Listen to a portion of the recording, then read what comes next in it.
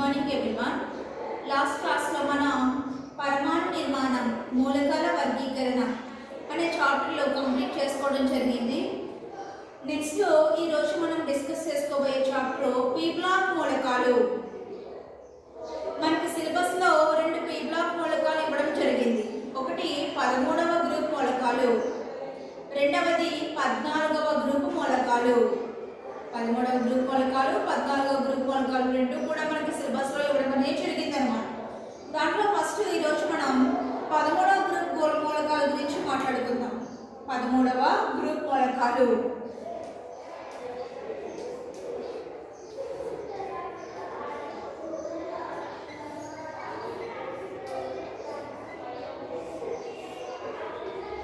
ఈ 13వ గ్రూప్ మూలకాలనే మనం బోరాన్ కుటుంబ మూలకాలు అని కూడా అంటాం.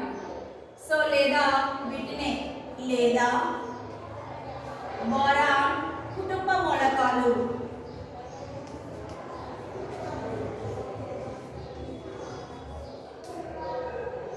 వీటినే బోరాన్ కుటుంబ మూలకాలను కూడా అన్నాం. ఎందుకంటే వీటిలో మొదటి ఆట బోరా, అందుకే వీటిని మనం బోరాన్ కుటుంబ మూలకాలు అన్నాం. ఈ 38 గ్రూపులో మనకి మొదటి మూలకం వచ్చేసి బోరాన్, అందుకే వీటిని బోరాన్ కుటుంబ మూలకాలు అనడం జరిగిందన్నమాట. ఈ మూలకాలు ఏంటి, వాటి పరమాణు సంఖ్యలు ఎలా ఉన్నాయి, వాటి విన్యాసం ఏ విధంగా ఉంది అనే విషయం అబ్జర్వ్ చేద్దాం. ఓకే, మూలకాలు boron,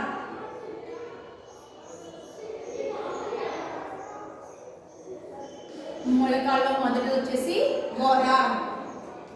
aluminium,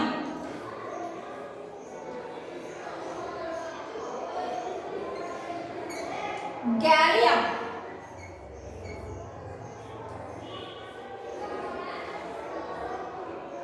indium,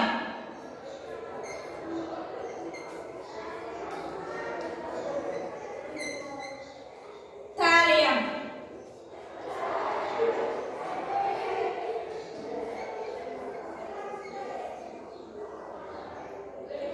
boron, aluminium, gallium, indium, thallium. ఈ మూలకాలు మనం 13వ గ్రూప్ మూలకాలు లేదా బోరాన్ కుటుంబ మూలకాలు అంటాం అన్నమాట. వీటికి పరమాణు సంఖ్యలు ఏ విధంగా ఉంటాయి, వాటి విన్యాసం ఏ విధంగా ఉంటుంది అనే విషయం చూద్దాం. బోరాన్ పరమాణు సంఖ్య 5. ఏదైనా ఒక గ్రూప్లో మొదటి మూలకం పరమాణు సంఖ్య తెలిసింది అనుకోండి, మిగిలిన మూలకాల పరమాణు సంఖ్యలో మనం తెలుసుకోవచ్చు. ఒక నియమం ఉందన్నమాట తెలుసుకోవడానికి. ఆ నియమం ఈ బోరాన్ పరమాణు సంఖ్యకి +8 కలిపితే తర్వాత మూలకం పరమాణు సంఖ్య వస్తుంది. అల్యూమినియం పరమాణు సంఖ్యకి +18 కలిపితే గేలియం పరమాణు సంఖ్య వస్తుంది. ఈ గేలియం పరమాణు సంఖ్యకి ఇంకొక +18 కలిపితే ఇండియం పరమాణు సంఖ్య అనేది వస్తుంది. ఇండియం పరమాణు సంఖ్యకి ఇంకొక 32 కలిపితే +32 కలిపితే థాలియం పరమాణు సంఖ్య అనేది వస్తుంది. అది ఎలా వస్తాయో చూద్దాం. సో బోరాన్ పరమాణు సంఖ్య ఏమో 5, దానికి ఇంకొక 8 యాడ్ చేయండి. 8 యాడ్ చేస్తే 30, అది అల్యూమినియం పరమాణు సంఖ్య. ఓకే, నెక్స్ట్ ఈ పరమాణు సంఖ్యకి ఇంకొక 18 యాడ్ చేయండి. 18 యాడ్ చేస్తే 31, అది గేలియం పరమాణు సంఖ్య. ఈ 31కి ఇంకొక 18 యాడ్ చేయండి, అంటే +18, ఇది ఇండియం పరమాణు సంఖ్య. +18 యాడ్ చేస్తే ఎంత, 49. సో ఇది ఇండియం పరమాణు సంఖ్య. దీనికి ఇంకొక 32 యాడ్ చేయండి. యాడ్ చేస్తే 81, ఇది థాలియం పరమాణు సంఖ్య. ఏదైనా ఒక గ్రూప్లో, ఈ గ్రూప్ అనే కాదనమాట, ఏదైనా గ్రూప్లో మొదటి మూలకం పరమాణు సంఖ్య తెలిస్తే మిగిలిన మూలకం పరమాణు సంఖ్య కనుక్కోవడం ఈజీ, సులువు అన్నమాట. ఫస్ట్ మూలకానికి +8 యాడ్ చేస్తే రెండో మూలకం పరమాణు సంఖ్య వస్తుంది. దానికి ఇంకొక 18 కలిపితే మూడవ మూలకం పరమాణు సంఖ్య వస్తుంది. దానికి ఇంకొక 18 కలిపితే తర్వాత మూలకం పరమాణు సంఖ్య వస్తుంది. దానికి 32 కలిపితే చివరి మూలకం పరమాణు సంఖ్య అనేది వస్తుంది అన్నమాట. పరమాణు సంఖ్యలు అయితే చూసాం. నెక్స్ట్ వీటికి విన్యాసం అనేది ఏ విధంగా ఉంటుంది అనే విషయం అబ్జర్వ్ చేద్దాం. ఈ విన్యాసం 5. So 1s2 2s2 2p1 1s2 2s2 2p1. నేను పరమాణు విన్యాసాన్ని దానికి దగ్గరలో ఉన్నటువంటి జడవాయు విన్యాసంగా మార్చి రాస్తున్నాను. ఇది పరమాణు విన్యాసం. దాన్ని ఏం చేస్తున్నాం, దానికి దగ్గరగా ఉన్నటువంటి జడవాయు విన్యాసంగా మార్చి రాస్తున్నాను అన్నమాట.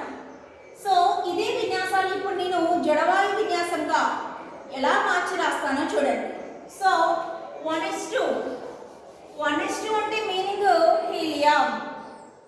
హీలియం పరమాణు సంఖ్య 2. సో దాని కాన్ఫిగరేషన్ విన్యాసం వచ్చేసి 1s2 2s2 2p1 టోటల్గా 5 ఎలక్ట్రాన్స్ సరిపోయినాయి. కానీ విన్యాసాన్ని నేను ఏం చేస్తున్నాను, దానికి దగ్గరగా ఉన్నటువంటి జడవాయు విన్యాసంగా మార్చి రాసుకుంటాను. సో ఇప్పుడు జడవాయువులని మనం మెన్షన్ చేసుకుందాం, రాసుకుందాం. హీలియం తర్వాత వచ్చే జడవాయువు నియాన్, తర్వాతది organ, next krypton, xenon. Helium, neon, organ, krypton, xenon. ఈ పరమాణు విన్యాసం మామూలుగా కూడా మనం రాసుకోవచ్చు. కానీ నేను ఏం చేస్తున్నాను, అంతం రాసేస్తే మనకి పెద్దదానిలా కనిపిస్తుంది. అందుకని దానికి దగ్గరగా ఉన్నటువంటి జడవాయు విన్యాసంగా మార్చి రాసుకుంటున్నాం. For the convenience, just for convenience, మన వీలు కోసం అలా రాసుకుంటున్నాం అంతే. సో అలా రాస్తే హీలియం అనేది ఏమో 2 2 4 5 సరిపోయింది. నెక్స్ట్ నియాన్ పరమాణు సంఖ్య 10.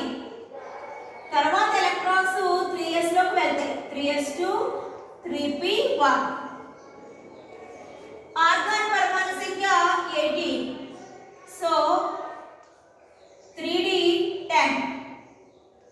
4s2 4p1 కౌంట్ చేద్దాం. 18 10 28 28 30 31 సరిపోయింది. మనం రాసే విన్యాసం పరమాణు సంఖ్యకి సరిపోవాలి. మనం ఒకసారి చెక్ చేసుకోవాలి మనం రాసిన తర్వాత. సో చెక్ చేసుకుంటే సరిపోయింది. నెక్స్ట్ 49. క్రిప్టాన్ది 36. క్రిప్టాన్ పరమాణు సంఖ్య 36. నెక్స్ట్ ఎలక్ట్రాన్స్ 40లోకి వెళ్తాయి. సో 40 10.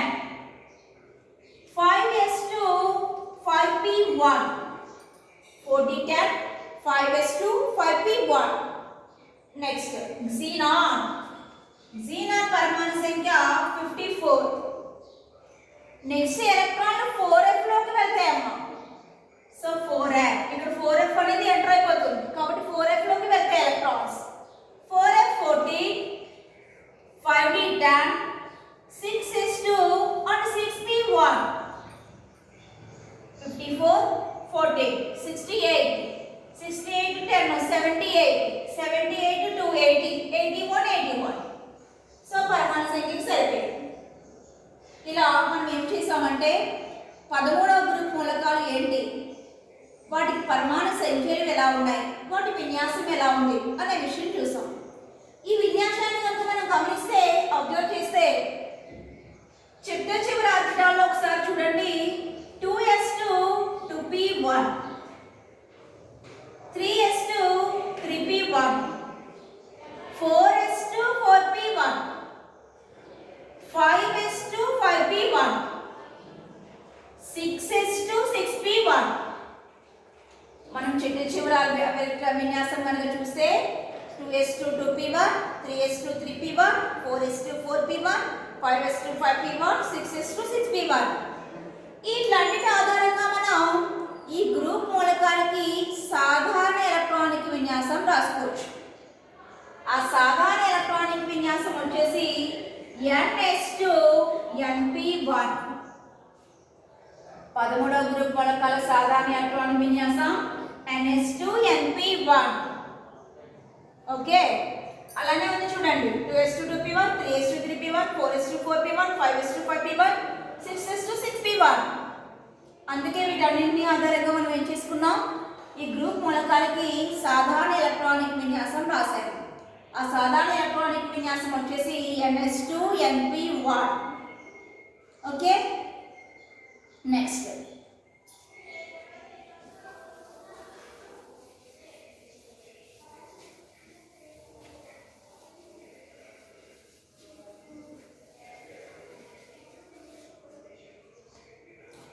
ఈ మూలకాలకి ఆవర్తన ధర్మాలు అంటే 13వ గ్రూప్ మూలకాలకి ఆవర్తన ధర్మాలు అనేవి ఏ విధంగా ఉంటున్నాయో చూద్దాం. ఆవర్తన ధర్మాలు వచ్చేసి అయానిక వ్యాసార్థం. ఫస్ట్ది అయానిక వ్యాసార్థం, రెండవది అయనీకరణ శక్తి, మూడవది రుణ విద్యుదాత్మకత, తర్వాత ఆక్సీకరణ స్థితి. ఇవి ఏ విధంగా ఉంటున్నాయి, బోరాన్ నుంచి థాలియంకి ఏ విధంగా ఉంటున్నాయి అనే విషయం చూద్దాం. ఓకే, సో ఫస్ట్ది అయానిక వ్యాసార్థం. అయానిక వ్యాసార్థం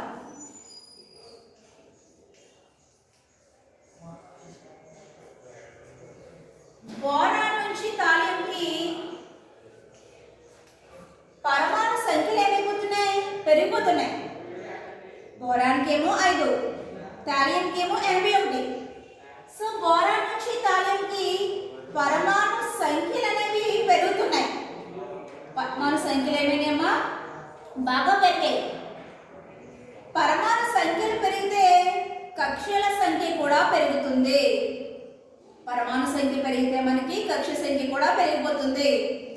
కక్షలు పెరిగిపోయాయి అనుకోండి, వాటి మధ్య దూరం కూడా పెరిగిపోతుంది. అంటే వ్యాసార్థం కూడా ఏమైపోతుంది, పెరిగిపోతుంది. సో అంటే బోరాన్ నుంచి థాలియంకి పరమాణు సంఖ్య పెరిగినట్లయితే, పరమాణు సంఖ్య కనుక పెరిగితే వీటి మధ్య ఉండే వ్యాసార్థం, పరమాణు వ్యాసార్థం కూడా ఆటోమేటిక్గా ఏమైపోతుందమ్మా, పెరిగిపోతుంది. అంటే బోరాన్ నుంచి థాలియంకి పరమాణు సంఖ్య పెరగడం వల్ల పరమాణు వ్యాసార్థం కూడా ఏమైంది, పెరిగిపోయింది. ఇంకా నెక్స్ట్ అయనీకరణ శక్తి ఎలా ఉంటుందో చూద్దాం. అయనీకరణ శక్తి అనేది ఏ విధంగా ఉంటుందో చూద్దాం.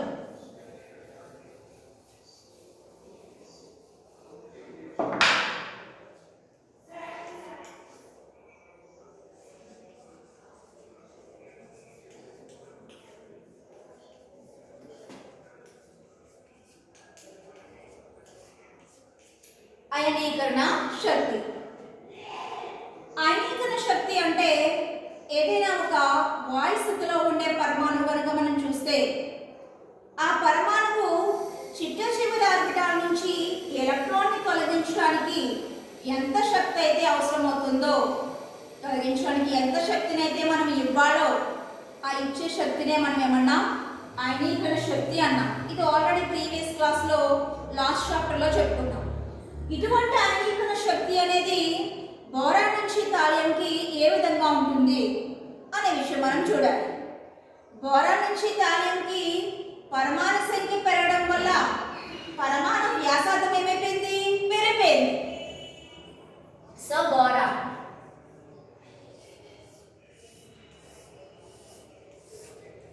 అల్యూమినియం తీసుకోండి, ఇదేమో 13, ఇది వచ్చేసి 5.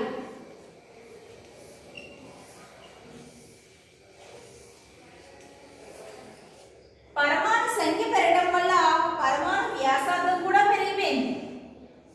పరమాణు వ్యాసార్థం కూడా ఏమైందమ్మా, పెరిగిపోయింది. బాగా పెరిగిపోతే ఈ మధ్యలో ఉండే కేంద్రకానికి ఈ చివరి ఆర్బిటాల్లో ఉండే ఎలక్ట్రాన్కి మధ్య దూరం బాగా పెరిగిపోయింది. అలా పెరగడం వల్ల ఈ కేంద్రక ఆకర్షణ అనేది ఎలక్ట్రాన్ మీద అంతగా ఉండదు. సో మనం కొంచెం శక్తి ఇవ్వగానే ఆ ఎలక్ట్రాన్ ఏమైపోతుంది, బయటకు వచ్చేస్తుంది. ఎలక్ట్రాన్ బయటకు వచ్చేస్తుంది. ఎందుకంటే అక్కడ కేంద్రకానికి ఎలక్ట్రాన్కి మధ్య ఆకర్షణ అనేది లేదు. సో బోరాన్ నుంచి థాలియంకి పరమాణు వ్యాసార్థం పెరగడం వల్ల కేంద్రక ఆకర్షణ అనేది బాగా తగ్గిపోయింది. కేంద్రక ఆకర్షణ తగ్గిపోయింది అయనీకరణ శక్తి ఏమైపోతుంది, తగ్గిపోతుంది. అంటే ఈ గ్రూప్లో బోరాన్ నుంచి థాలియంకి బోరాన్ టు థాలియం, బోరాన్ నుంచి థాలియంకి పరమాణు వ్యాసార్థం పెరగడం వల్ల,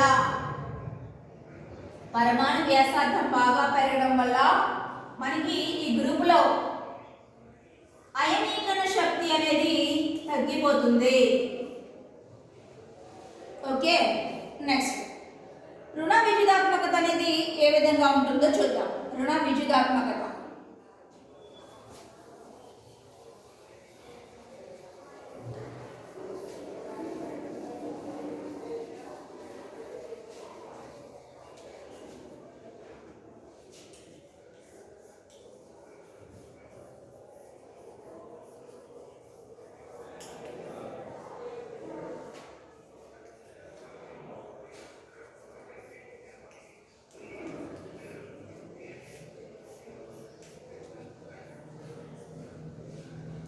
రుణ విద్యుదాత్మకత అంటే ఏవైనా రెండు పరమాణుల మధ్య బంధం ఏర్పడినప్పుడు ఆ బంధ జంటను, ఆ ఎలక్ట్రాన్ జంటను ఏదో ఒక పరమాణువు దాని వైపుకి లాగేసుకుంటుంది, ఏదో ఒక పరమాణువు దాని వైపుకి లాగేసుకుంటుంది అనమాట.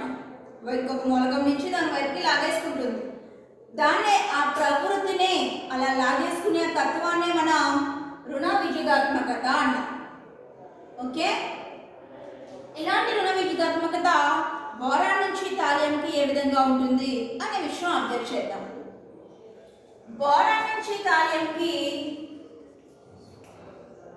పైనుండి క్రిందకు, అంటే ఇది గ్రూప్ కాబట్టి పైనుంచి క్రిందకు రుణ విద్యుదాత్మకత అనేది బాగా తగ్గిపోతుంది. రుణ విద్యుదాత్మకత ఏమవుతుంది, పైనుంచి క్రిందకు తగ్గుతుంది. ఓకే, నెక్స్ట్ ఆక్సీకరణ స్థితి అనేది ఈ గ్రూప్కి ఏ విధంగా ఉంటుందో చూద్దాం. ఆక్సీకరణ స్థితులు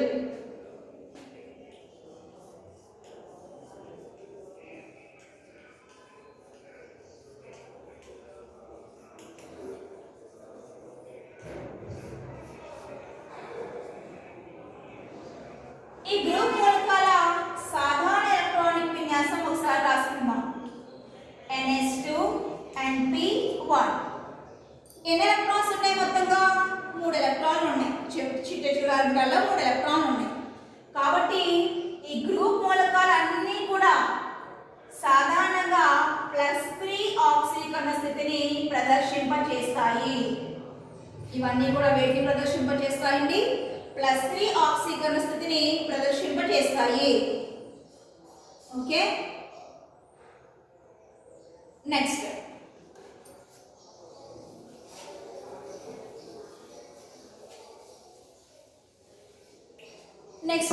ఇంపార్టెంట్ 2 మార్క్స్ వచ్చే టాపిక్.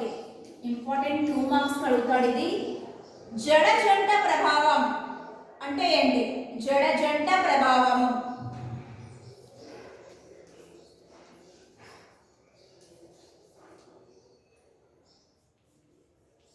జడ జంట ప్రభావం అంటే ఏంటో చూద్దాం. సో ఈ గ్రూప్ మూలకాల సాధారణ ఎలక్ట్రానిక్ విన్యాసం NH2 NP1.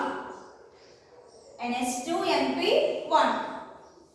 ఈ NS లో 2 ఎలక్ట్రాన్స్ ఉన్నాయి, అంటే జంటలు.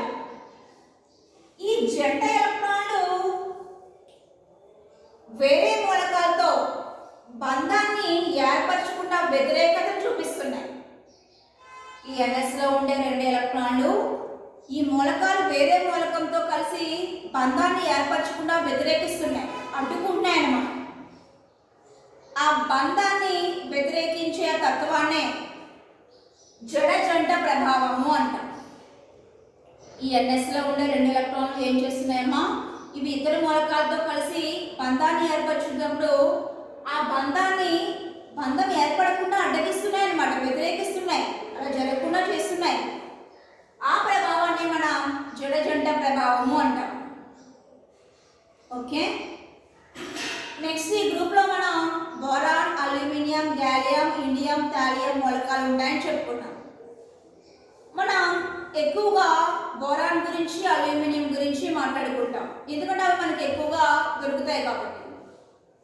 ఈ బోరాన్ని ఏర్పరిచే సమ్మేళనాలు ఏంటి, వాటిని ఏ విధంగా తయారు చేస్తామో వాటి నిర్మాణం ఎలా ఉంటుంది, అలాగే అల్యూమినియం మనకి ఏ విధంగా లభ్యమవుతుంది, వాటిని ఎలా తయారు చేస్తామో వాటి నిర్మాణం ఎలా ఉంటాయనే విషయం మాట్లాడుకుంటాం. బోరాన్ ఏ విధంగా మనకి లభ్యమవుతుంది, దొరుకుతుంది అనే విషయం చూద్దాం. అదేవిధంగా అల్యూమినియం అనేది ఏ విధంగా దొరుకుతుంది అనే విషయం కూడా చూద్దాం. ఇవన్నీ కూడా మనకి భూమి పనుల నుంచి వస్తాయి. భూమి పనుల నుంచి వచ్చే మూలకాలే ఇవన్నీ కూడా. ఏ రూపంలో వస్తున్నాయి, భూమి పనుల్లోనే ఏ రూపంలో మనకి బయటకు వస్తున్నాయి అనే విషయం చూద్దాం. నెక్స్ట్ బోరాన్ అక్కరెన్స్, బోరాన్ దొరికే కాంపౌండ్స్ అన్నమాట.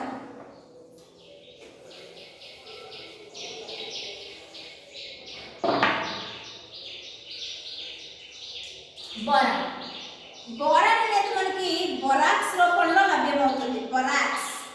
బొరాక్స్ రూపంలో లభ్యమయ్యేదాన్ని బోరాన్ అంటాం.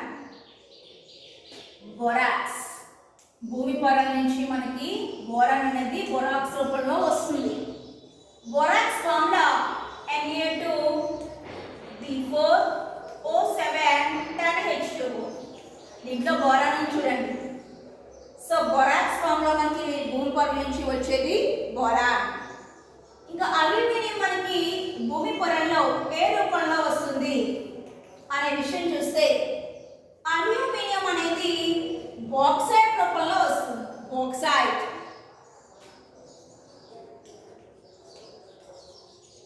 మరియు క్రయోలైట్, బాక్సైట్ మరియు క్రయోలైట్ ఈ రూపంలో వచ్చేదే aluminium. Bauxite formula Al2O3 2H2O.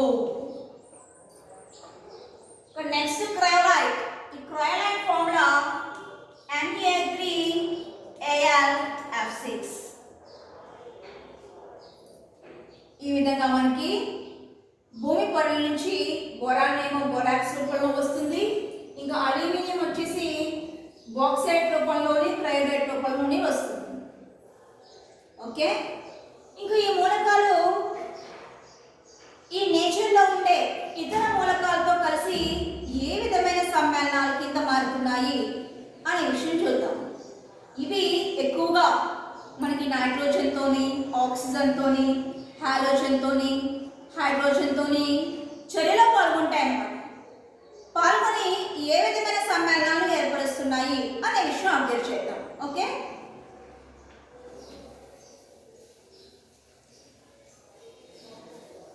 Next ఆక్సిజన్తో చర్య. ఫస్ట్ వచ్చేసిందమ్మా ఆక్సిజన్తో చర్య. మనకి ప్రకృతిలో ఆక్సిజన్ ఉంటుంది, నైట్రోజన్ ఉంటుంది. ఓకే, వాటితో చర్యలో పాల్గొంటాయి అన్నమాట. ఆక్సిజన్తో చర్య.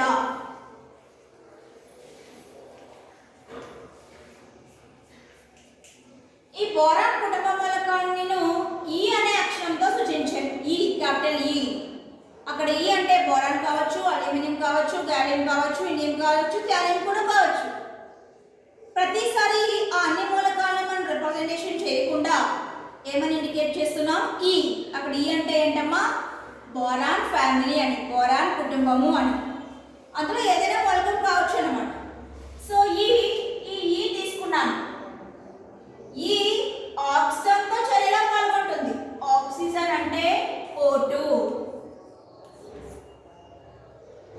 ఇవి ఆక్సిజన్తో చర్య జరిపి ఆక్సైడ్లను ఏర్పరుస్తున్నాయంట. ఆక్సైడ్లు. ఇక్కడ ఈ ఎవరంటే బోరాన్ నుండి థాలియం ఎవరైనా కావచ్చు. ఓకే, ఆక్సిజన్తో చర్య జరిపి ఎట్లా ఏర్పరుస్తున్నాయి? ఆక్సైడ్లను ఏర్పరుస్తున్నాయి. ఆ ఆక్సైడ్లు U2O3 రూపంలో ఉండే ఆక్సైడ్. U2O3 ఆ రూపంలో ఉండే ఆక్సైడ్లను ఏర్పరుస్తాయి. అంటే B2O3, Al2O3, Ga2O3 ఇలాంటి ఆక్సైడ్లను ఏర్పరుస్తున్నాయి అన్నమాట. ఈక్వేషన్ బ్యాలెన్సింగ్ చేద్దాం. ఇక్కడ 3, ఇక్కడ ఒక 4, సో ఇక్కడ 2. ఇవేంటమ్మా ఏర్పడేవి? ఆక్సైడ్లు. నెక్స్ట్ ఈ గ్రూప్ మూలకాలు నైట్రోజన్తో చర్య జరిపి వేటిని ఏర్పరుస్తున్నాయో చూద్దాం. నెక్స్ట్ వచ్చేసి నైట్రోజన్తో చర్య.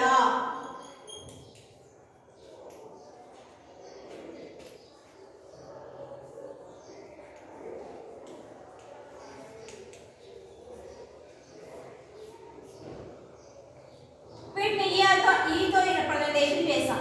ప్లస్ నైట్రోజన్ అంటే N2. ఇవి నైట్రోజన్తో చర్య జరిపి నైట్రైడ్ అని ఏర్పరుస్తాయి. Nitride. So formula EN. This is nitride. ఇది వచ్చేసి ఏంటమ్మా? నైట్రైడ్.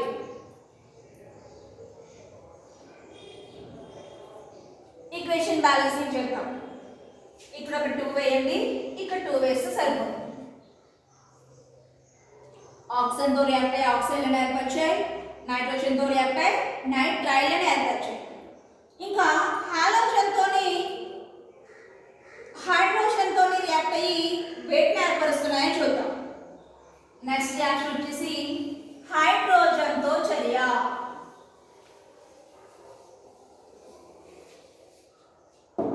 హైడ్రోజన్ తో చర్య.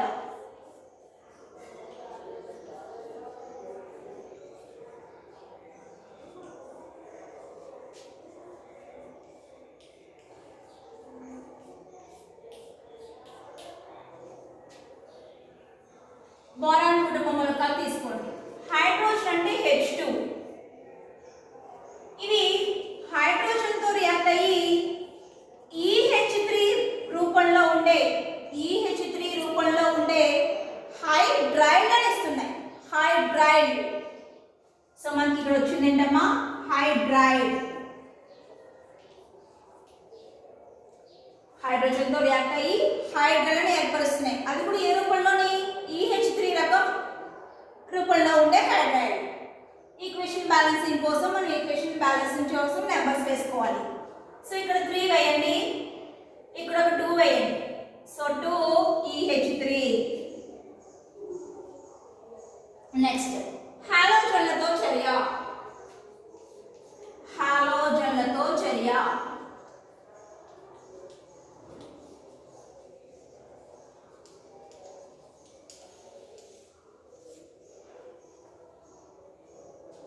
ఈ మూలకాలను E అన్నాం. So E.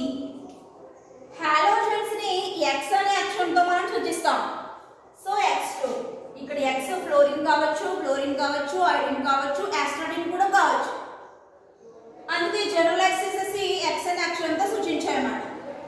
హాలోజన్ తో రియాక్ట్ అయ్యి హాలైడ్లను ఏర్పరుస్తాయి. హాలైడ్. ఏ రూపంలో ఉండే హాలైడ్ అంటే EX3. This is halide. Equation balancing కోసం ఇక్కడ ఒక 3, ఇక్కడ ఒక 2. ఈ విధంగా మనకి ఈ P బ్లాక్ మూలకాల్లో 13వ గ్రూప్ మూలకాలు అనేవి హైడ్రోజన్ తో రియాక్ట్ అయ్యి హైడ్రైడ్ ఏర్పరిచాయి, హాలోజన్ తో రియాక్ట్ అయ్యి హాలైడ్ ఏర్పరిచాయి, నైట్రోజన్ తో రియాక్ట్ అయితే నైట్రైడ్ ఏర్పరిచాయి. నెక్స్ట్ ఫస్ట్ది ఆక్సిజన్ తో రియాక్ట్ అయ్యి ఆక్సైడ్ ఏర్పరిచాయి. ఇంకా నెక్స్ట్ టాపిక్ నెక్స్ట్ క్లాస్లో డిస్కస్ చేద్దాం. ఓకే.